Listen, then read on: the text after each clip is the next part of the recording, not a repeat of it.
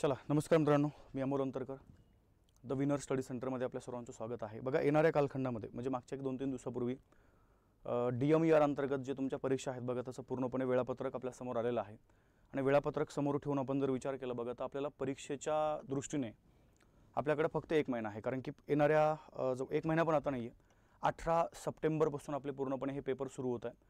आणि या DMER अंतर्गत बघा एक महत्त्वाचं पद आहे, ज्या पदाचं नाव लक्षात ठेवायचं बघा, ज्याला आपण समाजसेवा अधीक्षक असं म्हणूया। आणि या समाजसेवा अधीक्षकमध्ये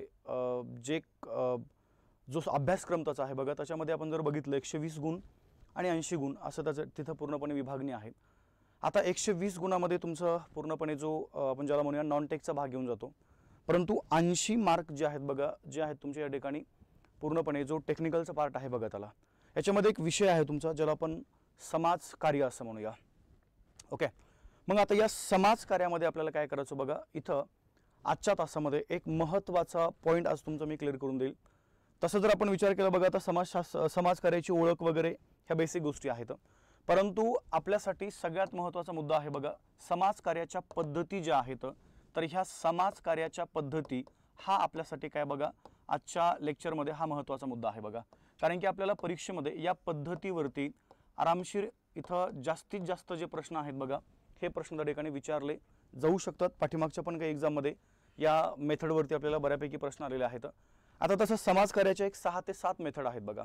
ओके, परंतु आपल्यासाठी ज्या महत्त्वाच्या आहेत त्यातली पहिली जर आपण मेथड जर बघितली बघा, ज्याला आपण त्या ठिकाणी केस वर्क म्हणूया, किंवा ज्याला आपण या ठिकाणी व्यक्ती सहाय्य समाजकार्य असं म्हणूया। काय बोललो मी? व्यक्ती सहाय्य समाजकार्य ही त्या ठिकाणी काय बघा समाजकार्याची एक पहिली पद्धत आपल्याला या ठिकाणी सांगावी लागते। त्याच्यानंतर जर आपण बघितलं बघा, व्यक्ती सहाय्य समाजकार्याच्या नंतर या ठिकाणी बघा गट कार्य, ओके, ही त्या ठिकाणी एक समाजकार्याची सेकंड मेथड आहे। त्याच्यानंतर तिसरी जर आपण मेथड जर बघितली बघा, तर त्या पद्धतीचं नाव लक्षात ठेवायचं, ज्याला आपण त्या ठिकाणी समुदाय संघटन असं म्हणूया। काय बोललो बघा, समुदाय संघटन ही एक त्या ठिकाणी समाजकार्याची तिसरी पद्धत आहे। त्याच्यानंतर पुढे जर आपण आलो बघा, समुदाय संघटनाच्या नंतर पुढची आपली जी एक पद्धत आहे त्याला आपण त्या ठिकाणी सरळ समाजकार्य संशोधन असं म्हणूया। काय बोललो बघा, समाजकार्य संशोधन ही त्या ठिकाणी एक महत्त्वाची पद्धती आपल्याला या ठिकाणी सांगावी लागते। त्यानंतर पाचवी एक पद्धती आहे बघा, ज्याला तुम्ही या ठिकाणी समाज कल्याण प्रशासन असं म्हणू शकता बघा। काय बोललो मी? समाज कल्याण प्रशासन। अजूनही खाली 1-2 आहेत, परंतु या 5 पद्धतीवरती काय करायचं चला बघा, थोडंसं आपल्याला जास्त भर देण्याचा प्रयत्न करायचा आहे। ओके, त्याच्या पुढे त्या ठिकाणी त्याच्या काही अजून सब मेथड आहेत, परंतु ह्या 5 पद्धती आपल्यासाठी सगळ्यात मोस्ट इम्पॉर्टंट आहेत। त्यातली पहिली जर पद्धती आपण बघितली बघा, तर ही पूर्णपणे आहे तुमची व्यक्ती सहाय्य समाजकार्याची पद्धत। 2 नंबर आहे बघा गट कार्य समुदाय संघटन। आणि तिसरी जर आपण मेथड बघितली तर ह्या तिसऱ्या मेथडचं नाव लक्षात ठेवायचं बघा, ती आहे त्या ठिकाणी समुदाय संघटन। नंतर आहे बघा तुमचं समाजकार्य संशोधन, आणि त्याच्या पुढे जर आपण आलो बघा, तर समाज कल्याण प्रशासन हे आपल्यासाठी एक महत्त्वाचा मुद्दा आपल्याला या ठिकाणी माहीत असणं आवश्यक आहे बघा। मग आपल्याला काय करायचं बघा, आजच्या या लेक्चरमध्ये आता या पुढच्या पद्धती आपण स्टेप बाय स्टेप त्या ठिकाणी तुम्हाला यूट्यूबवरती मी त्याचे व्हिडिओ टाकत राहील बघा, परंतु आजच्या लेक्चरमध्ये आपल्याला काय करायचं, त्यातली पहिली जी पद्धत आहे, ज्या पद्धतीचं नाव लक्षात ठेवायचं बघा, जिला आपण त्या ठिकाणी व्यक्ती सहाय्य समाजकार्य पद्धत असं म्हणूया। काय बोललो मी? व्यक्ती सहाय्य समाजकार्य पद्धत।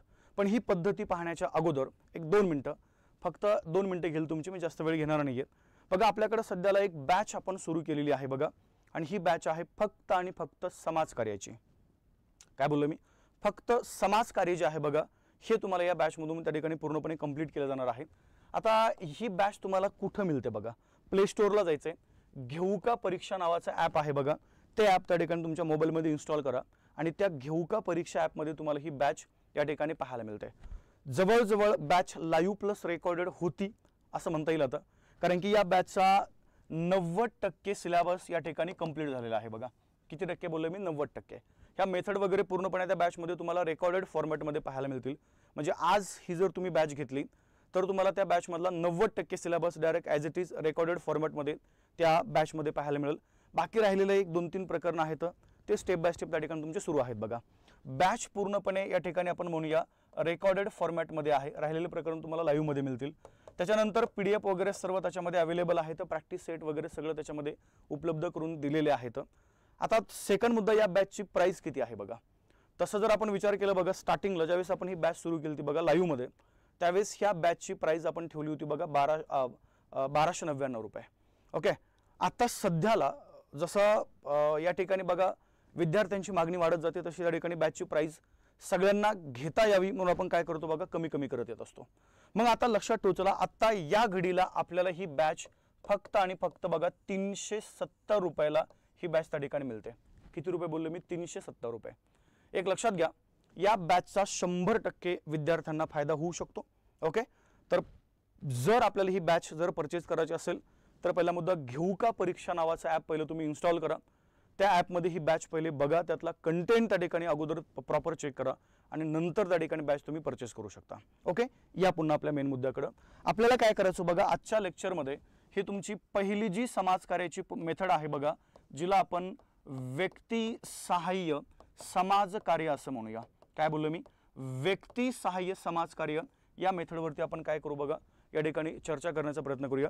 पहिला मुद्दा, व्यक्ती सहाय्य समाजकार्याचा या मेथडचा अभ्यास करत असताना ठराविक काही पॉइंट आहेत बघा, ठराविक, बस.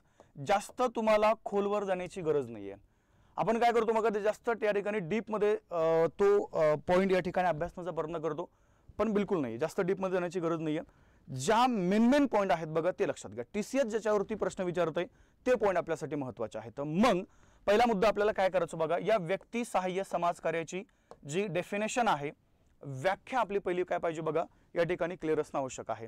त्याच्यानंतर व्यक्ती सहाय्य समाजकार्याचे जे वैशिष्ट्य आहेत, हे वैशिष्ट्य काय बघा आपल्याला या ठिकाणी क्लिअर असणं आवश्यक आहे. त्याच्या पुढे जर आपण आलो बघा, तर व्यक्ती सहाय्य समाजकार्यामध्ये सगळ्यात महत्त्वाचं एक वैशिष्ट्याच्या नंतर त्याच्या पुढचा मुद्दा आहे बघा, या समाजकार्याचा जो उद्देश आहे बघा, व्यक्ती सहाय्य समाजकार्याचा उद्देश, तो उद्देश त्या ठिकाणी काय पाहिजे बघा आपला या ठिकाणी क्लिअर असणं आवश्यक आहे. त्याच्यानंतर या व्यक्ती सहाय्य समाजकार्याच्या पायऱ्या तुमच्या क्लिअर पाहिजेत. आणि त्याच्यानंतर जर आपण आलो बघा, तर व्यक्ती सहाय्य समाजकार्याचे जे घटक आहेत ते घटक आपल्यासाठी महत्त्वाचे आहेत.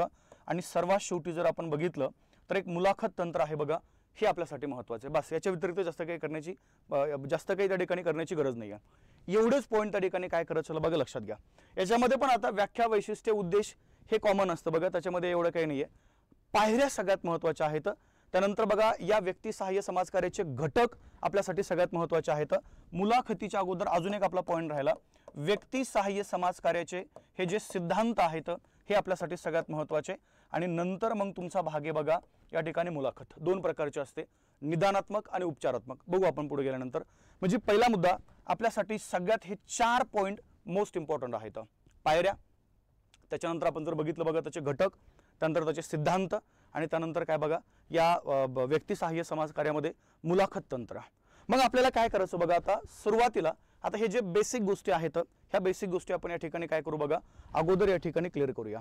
पहिला मुद्दा आपल्याला काय करायचं, या व्यक्ती सहाय्य समाजकार्याची जर व्याख्या जर आपण पाहिली तर बघा, ही व्याख्या तुम्हाला एकाच या ठिकाणी समाजशास्त्रज्ञ आहेत बघा, त्यांची आपण बघूया. आणि त्यांचं नाव लक्षात ठेवचला, मेरी रिचमंड. काय बोललो मी? मेरी रिचमंड. आता यांना अजून एक भाग लक्षात ठेवचला, व्यक्ती सहाय्य समाजकार्याची जननी असं पण बोललं जातं बघा, किंवा व्यक्ती सहाय्य समाजकार्याच्या जनक जर कुणाला म्हणायचं तर कुणाला म्हणायचं बघा, तरी मेरी रिचमंड यांना. कारण की यांचं एक बुक आहे बघा, सोशल डायग्नोसिस नावाचं. यामध्ये त्यांनी काय केलं बघा, सुरुवातीला या व्यक्ती सहाय्य समाजकार्याचा पूर्णपणे आपण ज्याला म्हणूया वैज्ञानिक पद्धतीने अभ्यास केलेला आहे.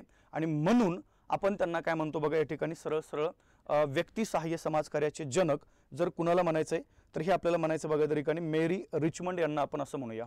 मग आता या मेरी रिचमंडने काय केलं बघा, व्यक्ती सहाय्य समाजकार्याची जी व्याख्या केलेली आहे ती व्याख्या आपण काय करू बघा, प्रॉपर या ठिकाणी इथं समजून घेऊया. बघा, मेरी रिचमंड यांनी सांगितले, व्यक्ती आणि समाज यांच्या कल्याणासाठी विविध मार्गाचा अवलंब करून व्यक्तीच्या आणि समाजाच्या सहाय्याने सहकार्याने केलेली कौशल्यपूर्ण कृती म्हणजे व्यक्ती सहाय्य समाजकार्य. डायग्रामच तुम्हाला पूर्णपणे क्लिअर करून जाते बघा. या सोशल केस वर्क मध्ये आपल्याला काय करायचंय, व्यक्ती नावच आहे बघा. आता या लँग्वेज मध्ये म्हणजे आपण जर पूर्णपणे या समाजकार्याच्या भाषेमध्ये जर बोललो तर व्यक्ती म्हणण्यापेक्षा बघा, जो समस्याग्रस्त व्यक्ती आहे आपण त्याला आशील असं म्हणतो बघा. काय बोललो या ठिकाणी, जो समस्याग्रस्त व्यक्ती आहे आपण त्याला या ठिकाणी आशील म्हणूया.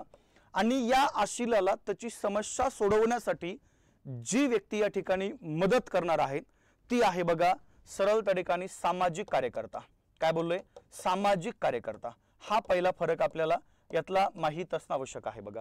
जी समस्याग्रस्त आहे आपण तिला आशील म्हणूया, आणि ती समस्या सोडवण्यासाठी जी व्यक्ती त्या आशिलाला त्याच्याकडे पूर्णपणे सहकार्य करणार आहे आपण त्याला काय म्हणू बघा, ठिकाणी सामाजिक कार्यकर्ता म्हणूया। मग पहिला मुद्दा या मेरी रिचमंडने काय सांगितलंय याची व्याख्या जी केलेली आहे बघा, व्यक्ती आणि समाज यांच्या कल्याणासाठी विविध मार्गाचा अवलंब करून व्यक्तीच्या आणि समाजाच्या सहकार्याने केलेली कौशल्यपूर्ण कृती म्हणजेच त्या ठिकाणी काय बघा सोशल केस वर्क आहे। मग आता आपल्याला काय करायचं बघा, सरळ सरळ आपले जे मुद्दे आहेत त्या मुद्द्यावरती आपण पुन्हा येऊया। आपल्याला या मेरी रिचमंड यांना काय म्हणायचं बघा, या केस वर्कचा जनक असं म्हणायचं आहे। ओके, म्हणजे व्यक्ती सहाय्य समाज कार्य जे आहे या समाज कार्याचं जनक आपल्याला जर कुणाला म्हणायचंय तर मेरी रिचमंड हे नाव आपल्याला या ठिकाणी माहित असणं आवश्यक आहे बघा। सेकंड तुमचा मुद्दा आहे या व्यक्ती सहाय्य समाज कार्याचे या ठिकाणी काही वैशिष्ट्य आहेत बघा। ते वैशिष्ट्य आपण काय करू आता या भागामध्ये इथं त्याची चर्चा करूया। त्यातलं पहिलं वैशिष्ट्य जर आपण बघितलं तर ते पहिलं वैशिष्ट्य आहे बघा सुप्त गुणांची ओळख। हे सगळ्यात महत्त्वाचं वैशिष्ट्य आपण या ठिकाणी बघूया, सुप्त गुणांची ओळख। इथं दोन मुद्दे काय करत चला बघा, म्हणजे या मेथडचा अभ्यास करताना कधी पण लक्षात ठेव चला दोन पॉइंट आहेत हे आपल्या नजरेसमोर पाहिजेत बघा। पहिला पॉइंट तो आहे बघा आशील म्हणजे समस्याग्रस्त व्यक्ती, आणि दुसरा पॉइंट आहे बघा कार्यकर्ता। म्हणजे आता काय होतं बघा या केसमध्ये, हा जो कार्यकर्ता आहे हा कार्यकर्ता काय करतोय, या आशिलाला ती समस्या सोडवण्यासाठी मदत करतोय। मग आता जर तुम्ही इथं आले बघा सुप्त गुणांची ओळख, मग आता जो समस्याग्रस्त आशिल आहे किंवा जी समस्याग्रस्त व्यक्ती आहे बघा, तर त्या व्यक्तीच्या अंगी असणारे जे काही त्या ठिकाणी सुप्त गुण आहेत तर त्या सुप्त गुणाची जी ओळख आहे ही ओळख त्या ठिकाणी काय बघा सरळ सरळ जो आशिल आहे तर त्या आशिलाला या ठिकाणी आपण ज्याला म्हणूया इथं ती करता येणं आवश्यक आहे बघा। ओके, जर आशिलानी त्या समस्याग्रस्त व्यक्तीच्या आपण ज्याला म्हणूया त्याच्यामध्ये असणारे जे सुप्त गुण आहेत त्याची जर त्याला ओळख करता जर आली आणि ते जर त्यांनी ओळखले तर बघा तो ज्या समस्यामध्ये तो आहे ती समस्या सोडवण्यासाठी आपण ज्याला म्हणूया या ठिकाणी आशिल काय करतो बघा, म्हणजे तो कार्यकर्ता जो आहे त्या कार्यकर्त्याला त्या सुप्त गुणांची मदत होऊ शकते बघा। ओके, म्हणजे हे त्याच्यातलं एक महत्त्वाचं वैशिष्ट्य आपल्याला या ठिकाणी सांगावं लागतं की कार्यकर्त्याला त्या आशिलातले जे सुप्त गुण आहेत बघा ते सुप्त गुणाची त्या ठिकाणी ओळख होणं आवश्यक आहे। त्याच्यानंतर जर आपण बघितलं बघा दुसरं वैशिष्ट्य असं आहे उपलब्ध संसाधनाचा वापर। काय बोललो मी, उपलब्ध जे साधनं आहेत संसाधन म्हणा किंवा साधनं याचा त्या ठिकाणी काय बघा वापर किंवा परिचय जो आहे तो परिचय या ठिकाणी होत असतो बघा कशामध्ये, या व्यक्ती सहाय्य समाज कार्यामध्ये। मग आता उपलब्ध साधनांचा वापर म्हणजे नेमकं कसं बघा लक्षात ठेवू चला, याच्यामध्ये काय करायचंय, समस्याग्रस्त जी व्यक्ती आहे बघा समस्याग्रस्त व्यक्ती, या समस्याग्रस्त व्यक्तीकडं त्या स्वतःच्या समस्या सोडवण्यासाठी काय बोललो मी, स्वतःच्या समस्या सोडवण्यासाठी कोणती साधनं उपलब्ध आहेत आणि त्याचा वापर कशा पद्धतीने करून घेता येईल ओके याबद्दल समाज कार्यकर्ता जो आहे बघा तर त्या समाज कार्यकर्त्याने तो जे काही आशिल आहे बघा तर त्या आशिलाला मदत जी आहे ही मदत त्या ठिकाणी करत असतो बघा। म्हणजे हे एक वैशिष्ट्य आपल्याला या ठिकाणी त्या व्यक्ती सहाय्य समाज कार्याचं सांगावं लागेल बघा। ओके, त्याच्यानंतर तिसरं जर आपण वैशिष्ट्य बघितलं तर तिसरं वैशिष्ट्य आहे बघा समायोजन करण्याची क्षमता। प्रॉपर लक्षात ठेवा चला काय बोललोय मी, हे जे समायोजन आहे तर हे समायोजन करण्याची जी क्षमता आहे हे क्षमता पण त्या ठिकाणी काय बघा व्यक्ती सहाय्य समाज कार्याचं एक वैशिष्ट्य आपल्याला या ठिकाणी सांगावं लागतं। मग आता समायोजन करण्याची क्षमता म्हणजे नेमकं काय बघा। ओके, पहिला एक भाग लक्षात ठेवा चला, बऱ्याचदा काय होतं बघा जो आशिल आहे किंवा जी समस्याग्रस्त व्यक्ती आहे त्या व्यक्तीचं आपण ज्याला म्हणूया समस्याग्रस्त होण्यापूर्वीचं वर्तन आणि झाल्यानंतरचं वर्तन याच्यामध्ये पूर्णपणे काय बघा या ठिकाणी समायोजन जे आहे हे समायोजन इथं करता येणं किंवा करता आलं पाहिजे बघा। मग याच्यामध्ये हे एक त्याचं वैशिष्ट्य आपल्याला या ठिकाणी सांगावं लागेल। पहिलं वैशिष्ट्य काय सांगितलं मी, सुप्त गुणांची ओळख आहे, उपलब्ध साधनांचा वापर आहे, त्याच्यानंतर समायोजन करण्याची क्षमता त्या आशिलामध्ये आहे का ओके हे त्या ठिकाणी बघा त्या कार्यकर्त्याला ओळखता येतं या व्यक्ती सहाय्य समाज कार्यामध्ये, बरोबर आहे की नाही।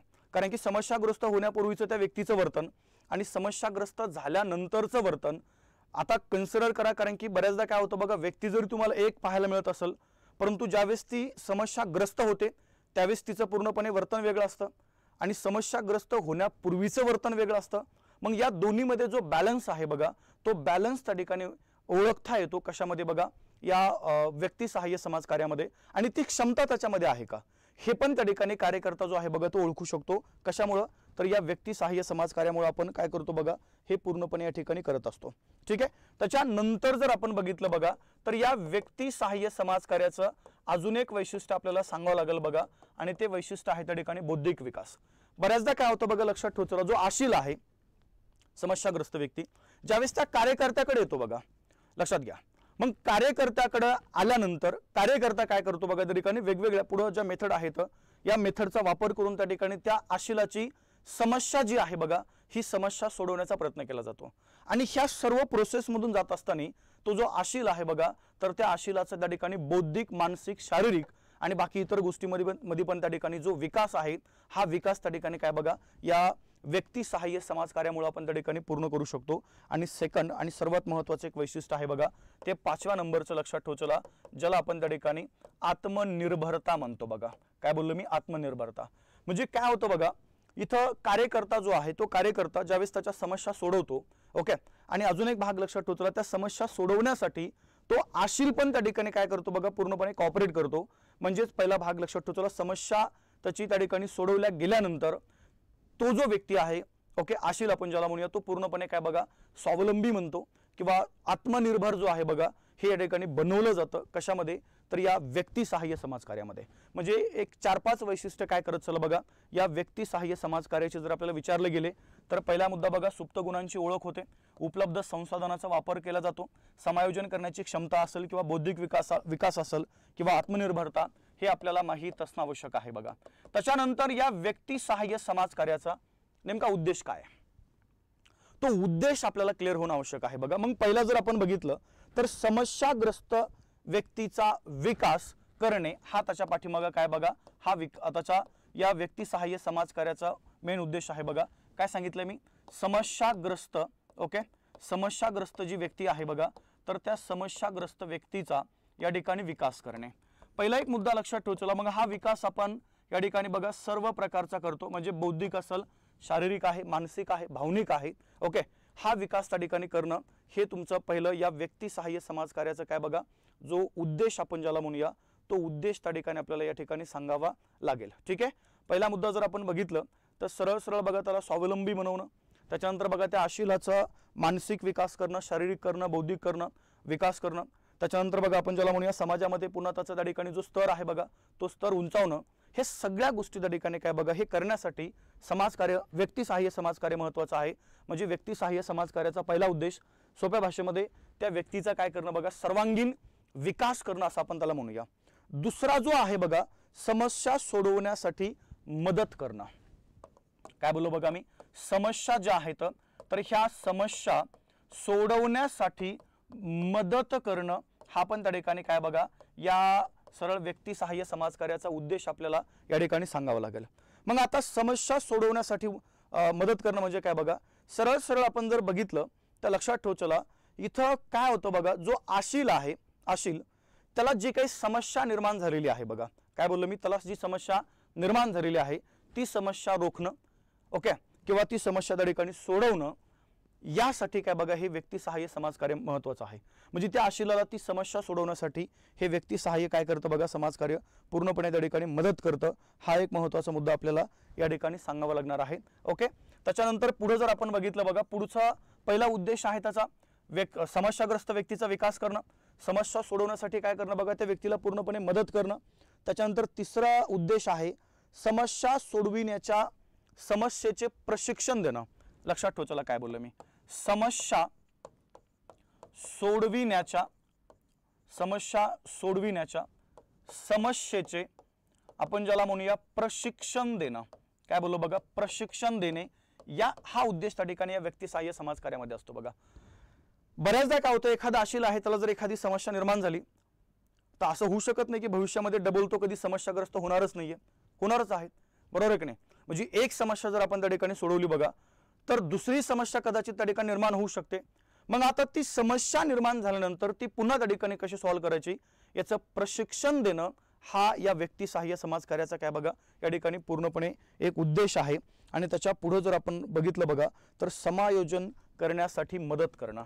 काय बोललो मी, हे जे समायोजन आहे तर हे समायोजन करण्यासाठी मदत करणे, हे पण त्या ठिकाणी काय बघा आपण ज्याला म्हणूया या व्यक्ती सहाय्य समाजकार्याचा उद्देश आपल्याला या ठिकाणी सांगावा लागणार आहे। ठीक आहे, हे 3-4 उद्देश लक्षात ठेवू चला।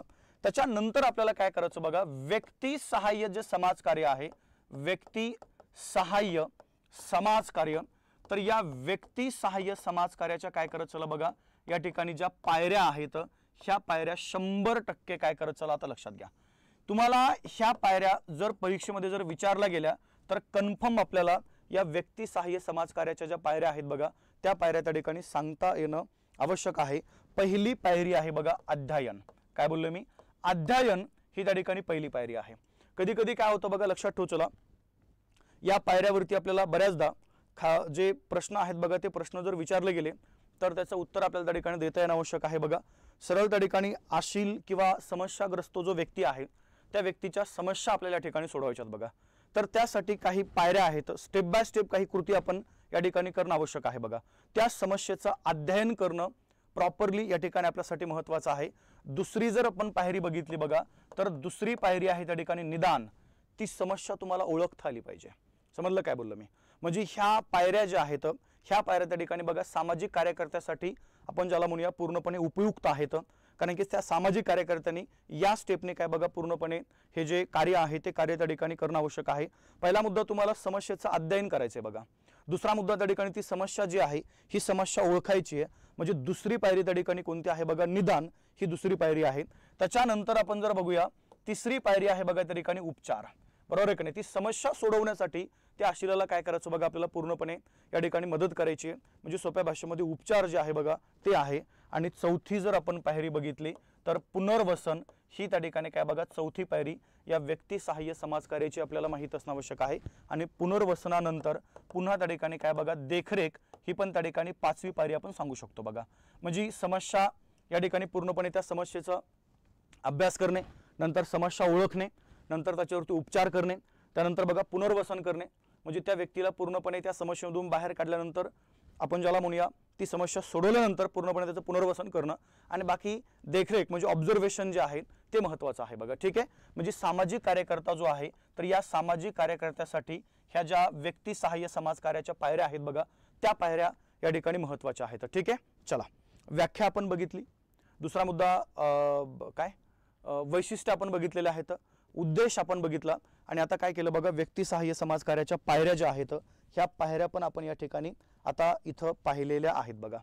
त्याच्यानंतर पुढे जर आपण आलो बघा व्यक्ती सहाय्य समाजकार्याचे काही महत्त्वाचे सिद्धांत आहेत, हे सिद्धांत आपल्याला या ठिकाणी सांगावे लागतात बघा। बऱ्याचदा या सिद्धांतावरती तुम्हाला या ठिकाणी तुमच्या परीक्षेमध्ये प्रश्न जर विचारले गेले तर काय करत चला बघा, हे प्रश्न जे आहेत हे आपल्याला याचं उत्तर त्या ठिकाणी देता येणं आवश्यक आहे बघा।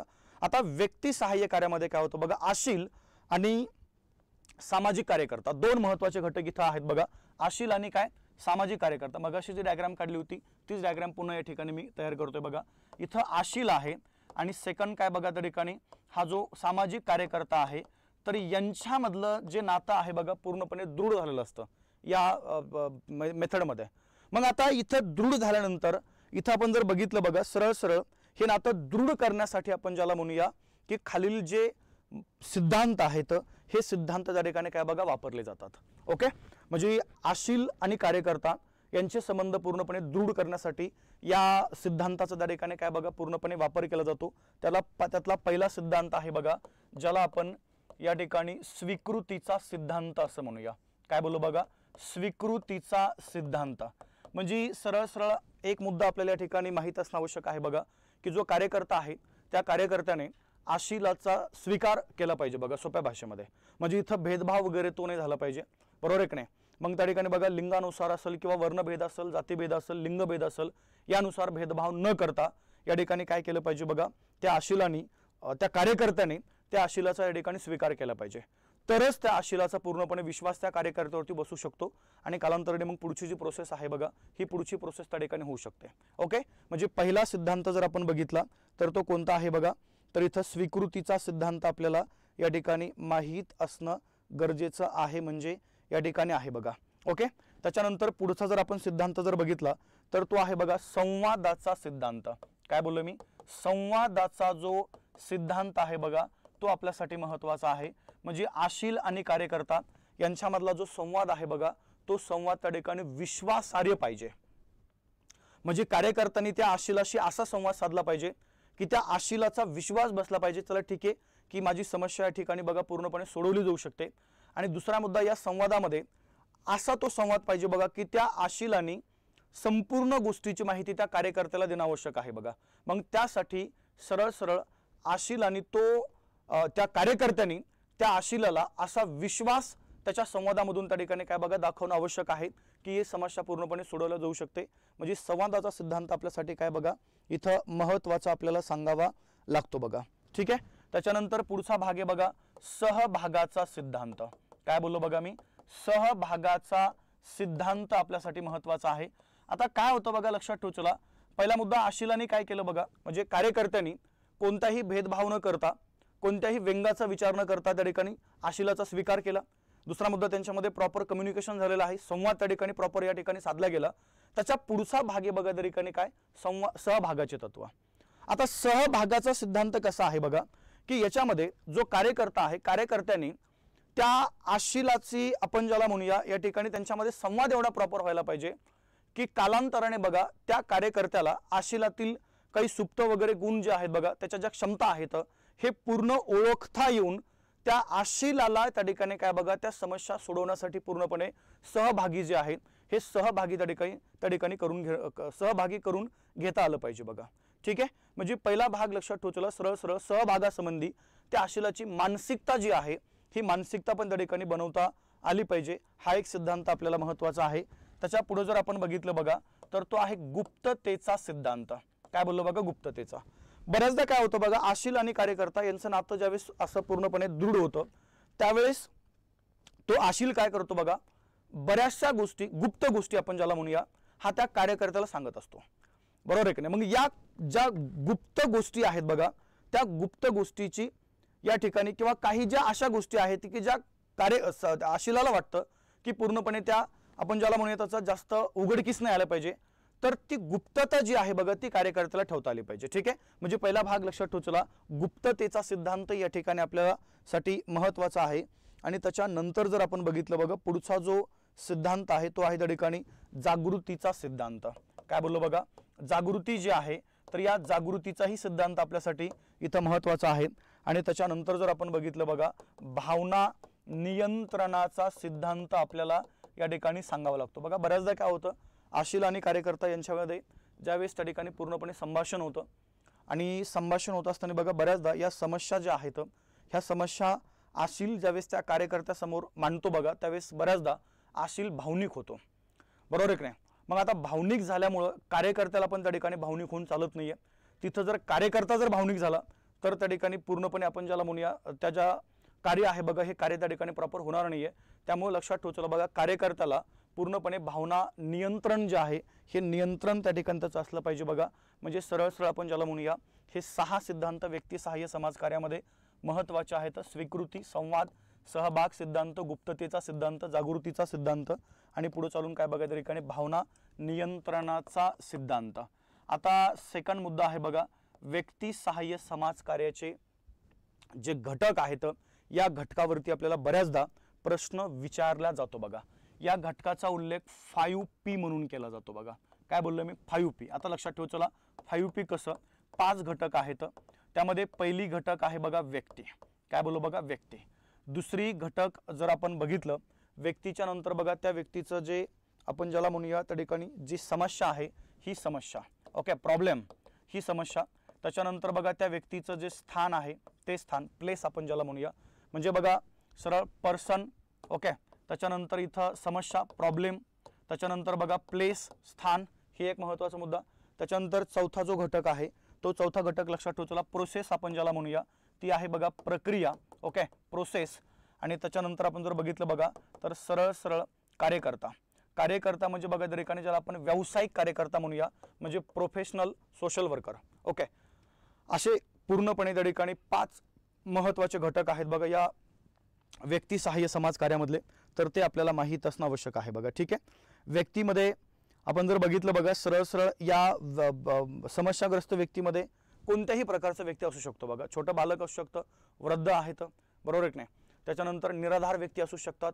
त्याच्यानंतर आपण जर बघितलं बघा, बालक असू शकतात, असहाय्य व्यक्ती असू शकतात. तर ते व्यक्ती याच्यामध्ये महत्त्वाचं आहे बघा. समस्या त्यांच्या वेगवेगळ्या प्रकारच्या असू शकतात, भावनिक, सामाजिक, आर्थिक, जे काय असेल त्या. त्याच्यानंतर बघा सेकंड मुद्दा आहे त्या ठिकाणी स्थान, बरोबर आहे की नाही. त्याच्यानंतर प्रक्रिया आणि व्यावसायिक कार्यकर्ता. तर हे व्यक्ती सहाय्य समाजकार्याचे 5 घटक लक्षात ठेव चला. ओके. त्यानंतर बघा पर्सन, त्यानंतर प्रॉब्लेम, त्यानंतर प्लेस, त्यानंतर प्रोसेस आणि प्रोफेशनल सोशल वर्कर, असे 5P म्हणून त्या ठिकाणी काय बघा या पूर्णपणे घटकाचा इथं उल्लेख केला जातो बघा. ठीक आहे. तो एक महत्त्वाचा मुद्दा आपल्याला या ठिकाणी या व्यक्ती सहाय्य समाजकार्यामध्ये माहीत असणं आवश्यक आहे. आणि शेवटचा मुद्दा आहे बघा व्यक्ती सहाय्य समाजकार्यामधला, आणि तो मुद्दा लक्षात ठेव चला, ज्याला आपण मुलाखत म्हणूया. ओके. आता मुलाखत जी आहे बघा, 2 प्रकारची मुलाखत या व्यक्ती सहाय्य समाज कार्यामध्ये घेतल्या जाते बघा. ती आहे निदानात्मक मुलाखत. काय बोललो मी? निदानात्मक. आणि सेकंड असते बघा उपचारात्मक मुलाखत. काय बोललो मी? उपचारात्मक. ओके. निदानात्मक मुलाखत आणि पुढची कोणती आहे बघा ठिकाणी उपचारात्मक मुलाखत, ही या ठिकाणी महत्त्वाची आहे. पहिला भाग लक्षात ठेवला बघा, निदान करण्यापूर्वी काय बोललो बघा ठिकाणी. आता ही मुलाखत सरळ आपण ज्याला म्हणूया व्यावसायिक कार्यकर्ता आणि आशील यांच्यामधला पूर्णपणे हा संवाद आहे. मग निदानात्मक मुलाखत कधी पण लक्षात ठेवला बघा, निदान करण्याच्या पूर्वी. ओके. निदानात्मक दृष्टीने ही मुलाखत त्या ठिकाणी घेतल्या जाते बघा. आणि सेकंड आहे त्या ठिकाणी उपचारात्मक मुलाखत, ही पण त्या ठिकाणी मुलाखतीचा एक आपण ज्याला म्हणूया तो एक महत्त्वाचा मुद्दा आहे. 2 प्रकारच्या मुलाखती या व्यक्ती सहाय्य समाजकार्यामध्ये काय बघा या ठिकाणी घेतल्या जात असतात. एवढे जरी पॉईंट तुम्ही माझ्या मते लक्षात ठेवले तर आरामशीर त्या ठिकाणी काय बघा आपला जो आपण ज्याला म्हणूया जी तुमची व्यक्ती सहाय्य समाजकार्याची जी मेथड आहे बघा, ही मेथड त्या ठिकाणी तुम्ही पूर्णपणे एवढे पॉईंटवरनं तुम्हाला बऱ्यापैकी प्रश्न कव्हर होऊ शकतात. ठीक आहे. तर अशा प्रकारे पूर्णपणे आपली ही बॅच आहे. या बॅचमध्ये मगाशी बोललो तुम्हाला मी 90% सिलेबस पूर्णपणे रेकॉर्डेड फॉर्मॅटमध्ये तुम्हाला उपलब्ध आहे. आणि या बॅचची सध्याला जी प्राईस आहे 599 पण नाही, आता ही तुम्हाला बॅच मिळेल केवळ आणि केवळ बघा 370 रुपयाला ही बॅच त्या ठिकाणी मिळणार आहे. प्ले स्टोअरला जा, घेऊ का परीक्षा ॲप आहे ते ॲप त्या ठिकाणी इन्स्टॉल करा आणि या ॲपमध्ये तुम्हाला ही बॅच पाहायला मिळते बघा. ठीक आहे. जर तुम्हाला प्ले स्टोअरला गेल्यानंतर ॲप्लिकेशनची जर लिंक नाही मिळाली तर मला या नंबरवरती SMS करा, 99 75 75 54 99 या नंबरवरती SMS करून त्या ठिकाणी ॲपची लिंक मागू शकता. तुम्हाला मी ॲपची लिंक पाठवतो, डायरेक्ट तिथं जाऊन तुम्ही बॅच परचेस करून घ्या. वेळ अत्यंत कमी आहे, तुमच्या हातामध्ये फक्त 27 ते 28 दिवस आहेत आणि एवढी कमी प्राईस करून टाकली आहे. ही काय आपल्यासाठी म्हणजे आपण जर विचार केला तर एवढी पण मोठी प्राईस नाही आहे, कारण की एवढ्या कमी प्राईजमधून तुम्हाला मॅक्झिमम तुमचे प्रश्न कव्हर जर होणार असतील तर मला असं वाटतं की तमाम महाराष्ट्रामधल्या विद्यार्थ्यांनी ही बॅच घ्यावी आणि परीक्षेसाठी या बॅचचा पूर्णपणे फायदा करून घ्यावा. ठीक आहे. चला, बाकी पहिली मेथड आज आपण या ठिकाणी संपवलेली आहे. बाकी दुसरी जी मेथड आहे बघा ती आपण अजून 1-2 दिवसामध्ये असाच एक व्हिडिओ घेऊया आणि त्या माध्यमातून तुम्हाला मी सेकंड मेथड तुमची पूर्ण करून देतो. चालेल, तर थांबूया, भेटू आपण आपल्या उद्याच्या लेक्चरमध्ये. जय हिंद, जय महाराष्ट्र.